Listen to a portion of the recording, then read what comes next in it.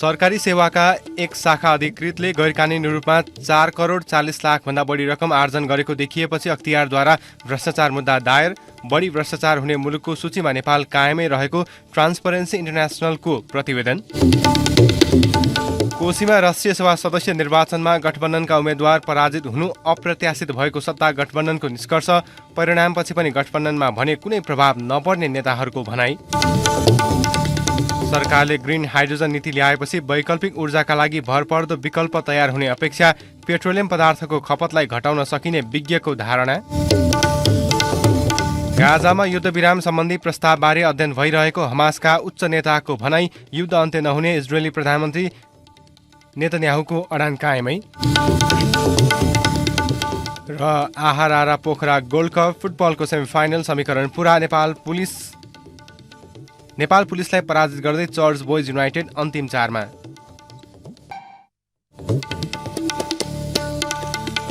नमस्कार, कान्तिपुर डायरीका साथमा साथी असीम र सूरज। समाचार अब विस्तारमा। सरकारी सेवाका एक शाखा अधिकृतले गैर कानुनी रूपमा 4 करोड 40 लाख बढी रकम आर्जन गरेको देखिएपछि अख्तियार दुरुपयोग अनुसन्धान आयोगले भ्रष्टाचार मुद्दा दायर गरेको छ।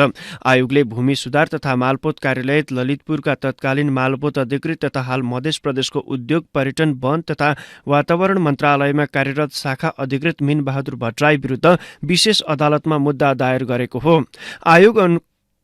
आयोगका अनुसार भट्टराईले गैर कानुनी रूपमा 4 करोड 40 लाख 15,925 रुपियाँ आर्जन गरिएको देखिएको छ। सार्वजनिक सेवामा प्रवेश गरेपछि 2054 साल साउन 26 देखि 2079 साल जेठ 30 गतेसम्मको अवधिमा भट्टराईको समग्र आय तथा व्ययको विश्लेषण गर्दा स्रोत नखुलेको रकम फेला परेको अख्तियारले जनाएको छ। सो अवधिमा उनको वैध आय 5 करोड 94 लाख भन्दा बढी रुपियाँ भए पनि कुल सम्पत्ति भने 10 करोड 23 लाख भन्दा बढी देखिने आएको हो। वैध आयको तुलनामा निजको खर्च एवं लगानी सहितको सम्पत्ति अमिल्दो र अस्वाभाविक एवं गैरकानुनी सम्पत्ति आर्जन गरेको पाइएपछि भ्रष्टाचार मुद्दा दायर गरिएको अख्तियारले जनाएको छ। शाखा अधिकृत भट्टराईले सार्वजनिक सेवाको पदमा रहेर गैर कानुनी रूपमा आर्जन गरेको स्रोत नखुल्ने सम्पत्ति श्रीमती समेतको नाममा लुकाएको पुष्टि भएको अख्तियारद्वारा दायर आरोप पत्रमा उल्लेख छ। यसैबीच भ्रष्टाचार नियन्त्रण र सुशासनमा नेपालको अवस्था निराशाजनक देखिएको छ। भ्रष्टाचार विरुद्ध क्रियाशील ट्रान्सपरेन्सी इन्टरनेसनलले सार्वजनिक गरेको भ्रष्टाचार अवधारणा सूचकाङ्क 2023 प्रतिवेदन अनुसार नेपाल अति भ्रष्टाचार हुने मुलुकको सूचीमा छ। 180 देशमा गरिएको सर्वेक्षणमा नेपाल कम भ्रष्टाचार र सुशासनको सूचीमा 108औं स्थानमा परेको छ। गत वर्षको 110औं स्थानभन्दा 2 अङ्कले सुधार हो। मूल्याङ्कनमा नेपालले 135 अङ्क मात्रै पाएको छ। नेपालले पछिल्लो 10 वर्षमा यसपटक सबैभन्दा बढी अङ्क पाएको हो। 50 भन्दा कम अङ्क पाउने देशलाई ट्रान्सपरेन्सीले भ्रष्टाचार नियन्त्रण र सुशासनका दृष्टिकोणले खराब सूचीमा समेट्ने गरेको छ। 50 वा सो भन्दा बढी अङ्क पाउनेमा 58 राष्ट्र मात्रै छन्। नेपालले गत वर्षको तुलनामा 1 अङ्क बढाए पनि अति भ्रष्टाचार हुने मुलुकको सूचीबाट बाहिर निस्कन नसकेको हो।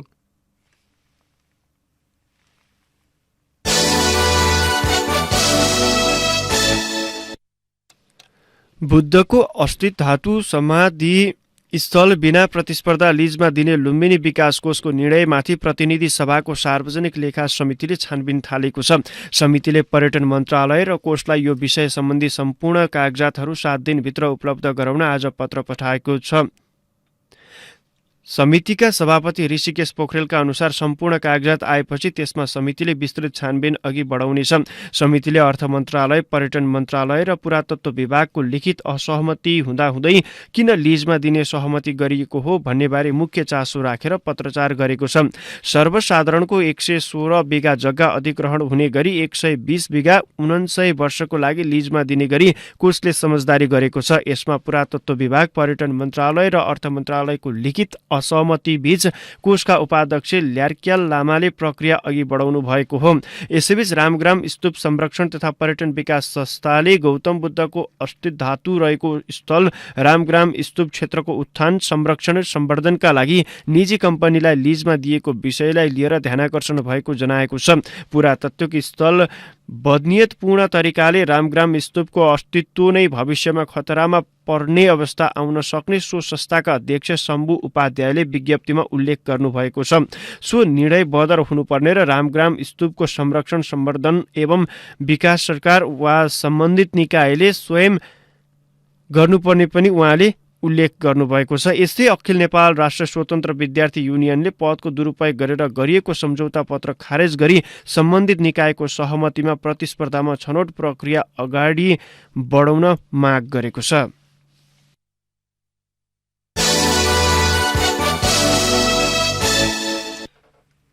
सत्तारूढ गठबन्धनले कोशी प्रदेशमा राष्ट्रिय सभा सदस्य निर्वाचनमा गठबन्धनबाट माओवादी उम्मेद्वार चम्पादेवी कार्की पराजित हुनु अनपेक्षित भएको निष्कर्ष निकालेको छ। प्रधानमन्त्री निवास बालुवाटारमा बसेको गठबन्धनको बैठकमा निर्वाचनको समीक्षा भएको थियो। बैठकमा कांग्रेस सभा संस्थापन पक्षबाट धोका भएको भन्दै निर्वाचन परिणामलाई अनपेक्षित भएको निष्कर्ष निकालिएको हो। सो निर्वाचनमा कार्कीको प्रतिस्पर्धी रहेकी एमालेकी रुक्मणी कोइराला विजयी हुनुभएको थियो। निर्वाचन परिणामपछि माओवादीले कांग्रेस नेता शेखर कोइराला पक्षले धोका दिएका कारण आफ्नो उम्मेद्वार पराजित भएको भन्दै असन्तुष्टि व्यक्त गरेको थियो। बैठकमा पनि माओवादीले सबै प्रदेशमा गठबन्धनका उम्मेद्वार विजयी भए पनि कोशीमा आफ्नो उम्मेद्वार पराजित हुनु दुःखद भएको गुनासो गरेको थियो। उपप्रधान तथा गृहमन्त्री नारायण काजी श्रेष्ठले कोशीको राष्ट्रिय सभा निर्वाचन परिणामबाट शिक्षा लिएर अघि बढ्ने टुङ्गो भएको बताउनुभयो। उहाँले भन्नुभयो, राष्ट्रिय सभा निर्वाचनको समीक्षा गर्दै कोशीबाट शिक्षा लिएर अघि बढ्ने कुरा भएको छ। बैठकपछि कांग्रेसका प्रमुख सचेतक रमेश लेखकले राष्ट्रिय सभा निर्वाचन र परिणामको विषयमा प्रारम्भिक समीक्षा र छलफल भएको बताउनुभयो। उहाँले कोशीमा सत्तापक्षीय गठबन्धनमा एक सिट गुमाएको विषयलाई लिएर छलफल भएको समेत जानकारी दिनुभयो। उहाँले भन्नुभयो, कोशीमा अप्रत्याशित रिजल्ट आएको छ, यो गम्भीर छ, तर पनि गठबन्धनमा प्रभाव पार्ने स्थिति छैन। कोशीको परिणामपछि पनि गठबन्धनमा कुनै विवाद नरहेको प्रमुख सचेतक लेखकले दावी गर्नुभयो। कान्तिपुर डायरीमा अब ब्रेकको पालो। ब्रेकपछि कान्तिपुर डायरीमा अब कान्तिपुर सविस्तार। कान्तिपुर सविस्तार। विश्वभर ग्रिन हाइड्रोजन उत्पादनको लहर चलेका बेला नेपाल सरकारले वैकल्पिक ऊर्जा उत्पादनको बाटो खोलिदिएको छ। नेपालमा 2065 सालदेखि ग्रिन हाइड्रोजनको अध्ययन अनुसन्धान हुँदै आए पनि ठोस नीति बन्न सकेको थिएन। सरकारले ग्रिन हाइड्रोजनको उत्पादन, उपभोग र विकासका लागि भन्दै हालै मात्र ग्रिन हाइड्रोजन नीति 2080 जारी गरेको छ। ऊर्जा, जलस्रोत तथा सिँचाइ मन्त्रालयले तयार गरेको सो नीतिको मस्यौदालाई माघ 3 गतेको मन्त्री परिषद बैठकले स्वीकृत गरेको हो। विज्ञहरूले यो नीतिलाई उत्साहजनक रूपमा लिँदै प्रभावकारी कार्यान्वयनमा जोड दिएका छन्।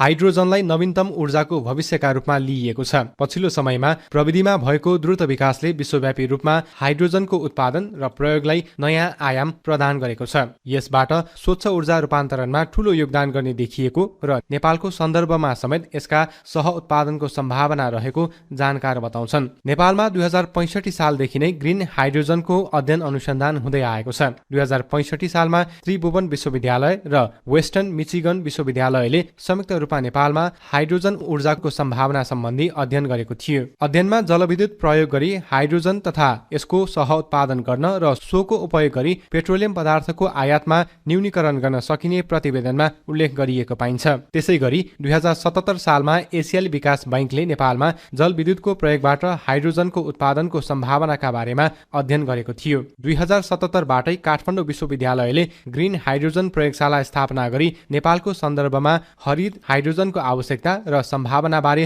अनुसन्धान गरिरहेको छ। हाइड्रोजन उत्पादनका लागि स्पष्ट नीति आवश्यक भए पनि लामो समयदेखि नीति नबन्दा समस्या भएको थियो। सरकारले नीति बनाएकाले यस सम्बन्धी काम अघि बढ्ने बताउँछन् काठमाडौँ विश्वविद्यालयको ग्रिन हाइड्रोजन ल्याबका प्रमुख प्राध्यापक डाक्टर विराज सिंह थापा।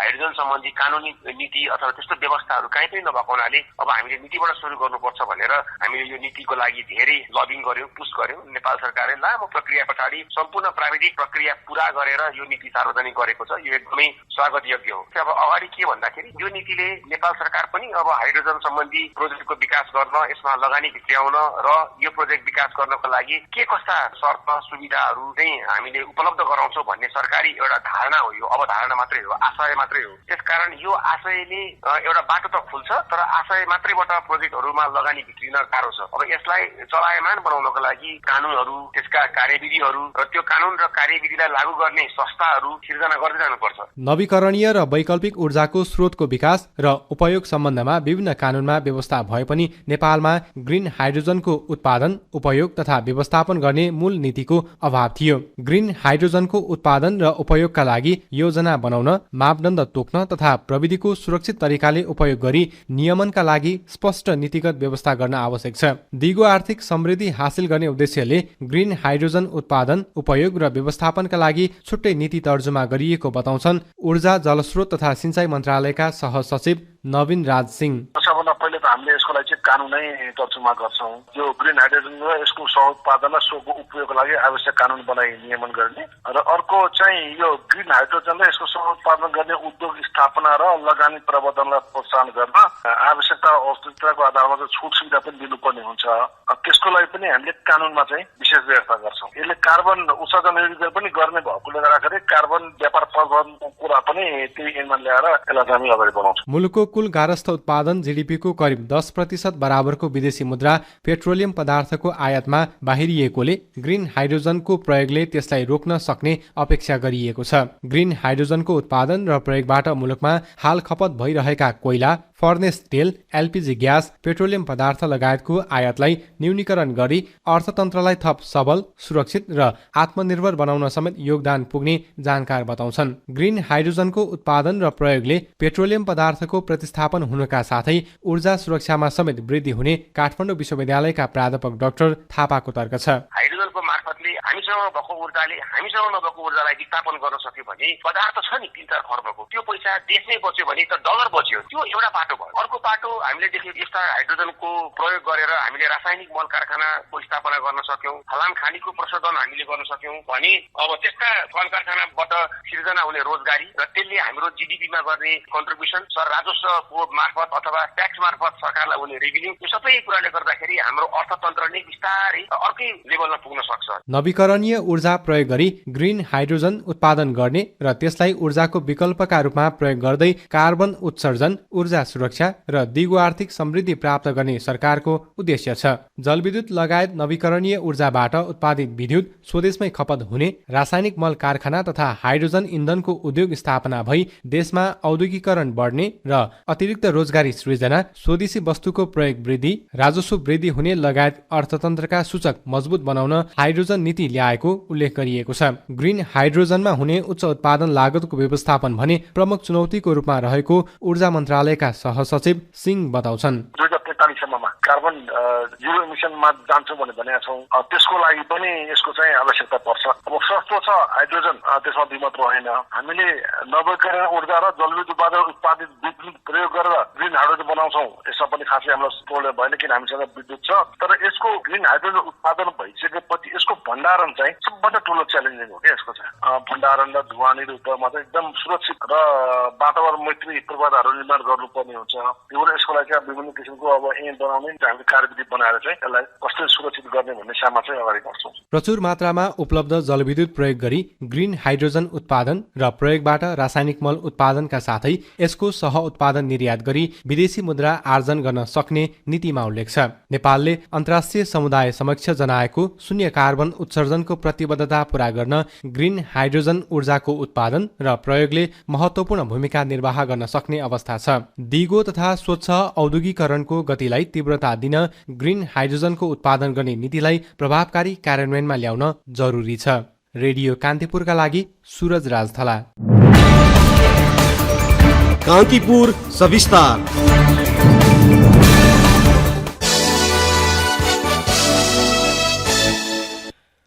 प्रस्तावित उच्च शिक्षा विधेयकमा विश्वविद्यालय सञ्चालनमा शिक्षा मन्त्रालय हाबी हुने व्यवस्था गरिएको भन्दै पूर्व उपकुलपति लगायत प्राज्ञले आपत्ति जनाएका छन्। यसअघि विश्वविद्यालय अनुदान आयोग मार्फत दिएको सुझावको समेत अवज्ञा गर्दै विधेयक तयार पारेको भन्दै उनीहरूले असन्तुष्टि जनाएका हुन्।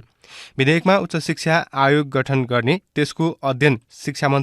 त्यसको अध्यक्ष शिक्षा मन्त्री हुने, सदस्य सचिव शिक्षा प्रशासनका कर्मचारीबाट नियुक्त गर्ने, विश्वविद्यालयका उपकुलपति लगायत पदाधिकारी छनौटमा शिक्षा सचिव सदस्य रहने, शिक्षा प्रशासनमा अवकाश प्राप्त विशिष्ट अधिकृत रजिस्ट्रार हुन पाउने विश्वविद्यालय सेवा आयोग अध्यक्षमा विशिष्ट श्रेणीबाट अवकाश पाएको निजामती कर्मचारी हुने लगायतका प्रावधान राखिएको छ। यी प्रावधानप्रति पूर्व उपकुलपति लगायत विश्वविद्यालयका प्राध्यापकले आपत्ति जनाएका हुन्। उच्च शिक्षा विधेयक पुनर्लेखन नै गर्नुपर्ने उनीहरूको माग छ। त्रिभुवन विश्वविद्यालयका पूर्व उपकुलपति केदार भक्त माथेमाले प्रस्तावित विधेयकको व्यवस्थाले विश्वविद्यालयको स्वायत्तता खोज्न लागि टिप्पणी गर्नुभयो। विधेयकमाथि विश्वविद्यालय अनुदान आयोगले हिजो गरेको छलफलमा उहाँले प्राज्ञहरूको विधेयक गैर प्राज्ञहरूले बनाएर कर्मचारी तन्त्र हावी गरिएको बताउनुभयो। गुपचुप अघि बढाइएको विधेयक कानून मन्त्रालयले सरकारवालासँग छलफलका लागि फिर्ता पठाएपछि शिक्षा मन्त्रालयले सार्वजनिक गरेर सुझाव मागेको छ। विधेयकमा त्रिवीको कुलपति, प्रधानमन्त्री, केन्द्रीय विश्वविद्यालयको हकमा शिक्षा मन्त्री र प्रादेशिक विश्वविद्यालयमा मुख्यमन्त्री कुलपति रहने व्यवस्था गरिएको छ। माथेमाले सरकार विश्वविद्यालयलाई राजनीतिबाट मुक्त गर्न अझै तयार नभएको आलोचना गर्नुभयो। यस्तै विश्वविद्यालय अनुदान आयोगका पूर्व अध्यक्ष भीम प्रसाद सुवेदीले पनि विधेयकको मूल मर्ममा नै समस्या रहेको भन्दै पुनर्लेखन गर्नुपर्नेमा जोड दिनुभएको छ। कान्तिपुर डायरीमा पुनः ब्रेकको पालो। ब्रेकपछि कान्तिपुर डायरीमा अब आर्थिक प्रसङ्ग। अर्थतन्त्रमा आएको शिथिलताको असर बीमा क्षेत्रमा पनि देखिएको छ। पछिल्लो महिनामा बीमा लेख संख्या, प्रथम बीमा शुल्क सङ्कलन र पहुँच लगायतमा कमी आउनुमा अर्थतन्त्रको अवस्था पनि मुख्य कारण रहेको जानकार बताउँछन्।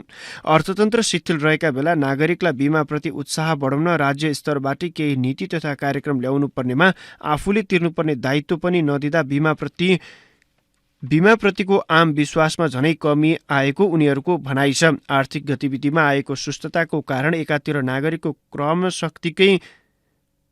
क्रय शक्तिमै कमी आएको छ भने अर्कोतिर अनुदान रकम सरकारबाट नपाइएकाले बीमा कम्पनीहरूले दाबी भुक्तानीमा ढिलाइ गरेका छन्। यसकारण पनि बीमा क्षेत्रप्रति सर्वसाधारणको अविश्वास बढ्न यसकारण पनि बीमा क्षेत्रप्रति सर्वसाधारणको अविश्वास बढ्न नसकेको जानकारको भनाइ छ। नेपाल बीमा प्राधिकरणका तथ्याङ्क अनुसार गत पुससम्ममा 53,113 वटा बीमा लेख बीचमै छाडेको पाइएको छ। गत आर्थिक वर्षको सोही अवधिको तुलनामा गत पुसमा बीमा लेख सरेन्डर 21.51% बढेको हो। 2079 पुससम्ममा 43,710 वटा बीमा लेख छाडेका थिए।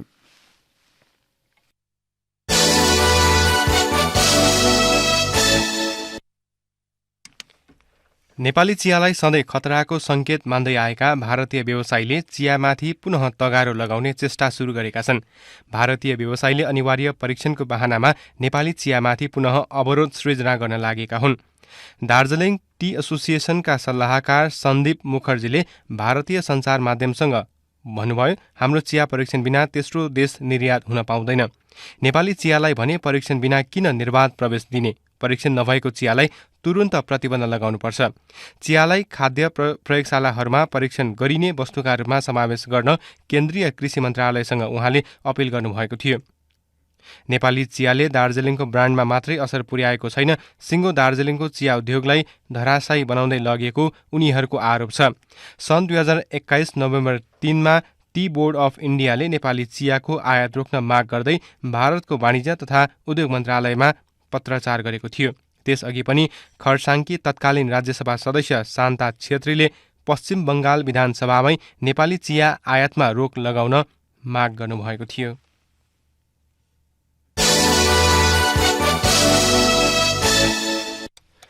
अब मुलुक बाहिरका प्रसङ्ग। हमासका एक नेताले गाजामा युद्ध रोक्नको लागि गरिएको नयाँ प्रस्तावको अध्ययन भइरहेको बताएका छन्। अमेरिका, कतार र इजिप्टले गरेको प्रस्तावबारे छलफल भइरहेको हमासका उच्च नेता इस्माइल हानियाले बताउनुभयो। नयाँ प्रस्तावमा 6 हप्ताको लागि युद्ध विरामको प्रस्ताव गरिएको छ। यस्तै प्यालेस्टिनी कैदीलाई छुटाउने र इजरायली बन्धकलाई मुक्त गर्ने विषय उल्लेख गरिएको बीबीसीले जनाएको छ। हमासको प्राथमिकता पनि स्थायी युद्ध विराम र इजरायली नागरिकको फिर्ती रहेको नेता हानियाको भनाइ छ। युद्धविराम सम्बन्धी अमेरिका, कतार र इजिप्टको प्रस्तावलाई इजरायलका प्रधानमन्त्री बेन्जामिन नेतान्याहुले पनि स्वीकार गर्नुभएको छ। हमास विरुद्ध पूर्ण विजय प्राप्त नभएसम्म युद्ध अन्त्य नहुनेमा प्रधानमन्त्री नेतान्याहुले जोड दिनुभयो। हमासले गत अक्टोबर 7 मा इजरायलमा गरेको आक्रमणमा परि 1300 नागरिक मारिएका थिए भने 250 जना बन्धक भएका थिए। लगतै इजरायलले गरेको जवाफी कारबाहीमा परि गाजामा अहिलेसम्म 26,700 भन्दा बढी मानिस मारिएको दावी गरिएको छ।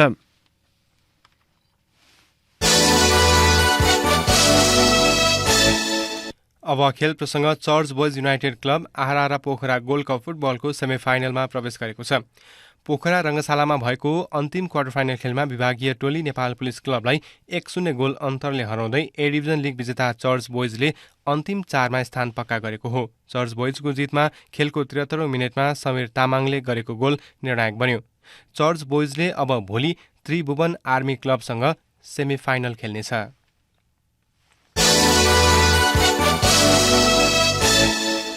र अब मौसम सम्बन्धी जानकारी। काठमाडौँ उपत्यका लगायत मुलुकका पहाडी भूभागमा आंशिक बदली रही बाँकी भूभागमा मौसम सफा रहने मौसम पूर्वानुमान महाशाखाले जनाएको छ। उच्च पहाडी तथा हिमाली भूभागका केही स्थानहरूमा हिमपातको सम्भावना रहेको महाशाखाको भनाइ छ। न्यूनतम तापक्रम 3 डिग्री सेल्सियस मापन गरिएको काठमाडौँ उपत्यकाको अधिकतम तापक्रम 18 डिग्री सेल्सियस पुग्ने अनुमान गरिएको छ। सूर्योदय केही बेर अघि 6:52 भयो भने सूर्यास्त भरे साँझ 5:43 हुनेछ।